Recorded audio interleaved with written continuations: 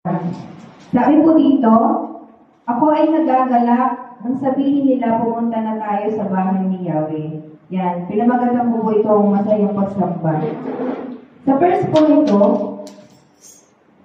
sabi po, ano ba ang dapat na damdamin natin kapag tayo ay sumasamba? Yan, siguro po ang bawat isa makaka-relate dito. Ano ba dapat ang damdamin natin kapag tayo ay sumasamba? Ang una po ay magkaroon tayo ng kagalakan. Kapag po tayo sumasamba, kailangan po magkaroon tayo ng kagalakan. Sabi po sa Awit 37 verse 4, magkaroon ka ng kasiyahan sa Panginoon at ibibigay niya sa iyo ang mga hangarin ng iyong puso. Yan kapag po tayo sumasamba na meron tayong kagalakan, yan, ibibigay po niya yung hangarin, yun ang hangarin po, ano po yung hangarin ng ating puso. Yan, kapag po tayo sumisimba, kailangan po natin meron tayong galak. Sino po dito ang nagagalak kapag tayo po ay sumasamba? Yan po yung una. Ang araw ng pagsamba ay hindi iniiwasan. Yan, kundi kinaiinip pang dumating. Sapagkat sa isang sumasamba sa Diyos ay isang mabuting pagkakataon upang ipakita ang faith natin sa Kanya.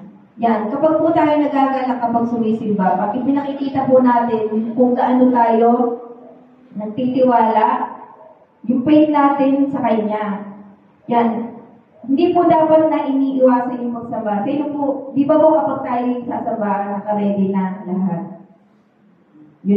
Yung gabi pala, naka-ready na yung mga dadalhin mo, yung mga isusuot natin. Yan, para sa Lord po yan. Parang excited din po na hindi lang yung pag may birthday yan o aatinan tayong party na dapat tayo magalak. Mas magalak po tayo para sa Lord. Pero sabi nga po, hindi lahat binayaan ng Lord na magkaroon tayo ng ganitong damdamin. Amen po ba? Kasi mapipili lang kung sino may damdamin ganun. Kaya bless po kapag tayo ay nagagalak.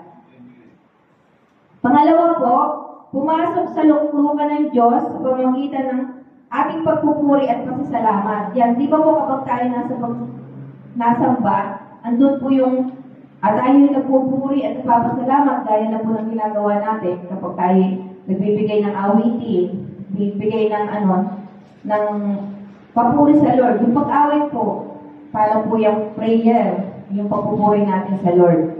Sabi po sa awit 104, pumasok sa kanyang templo na ang puso'y nagdiriwang, umaawit, nagpupuri sa loob ng damang banal. Purihin ang ngalan niya at siya ay pasalamatan. Yan, kapag po, sa pagpasok natin sa templo ng God, doon tayo sama-samang nananalangin. Amen po ba? Dito po tayo sama-sama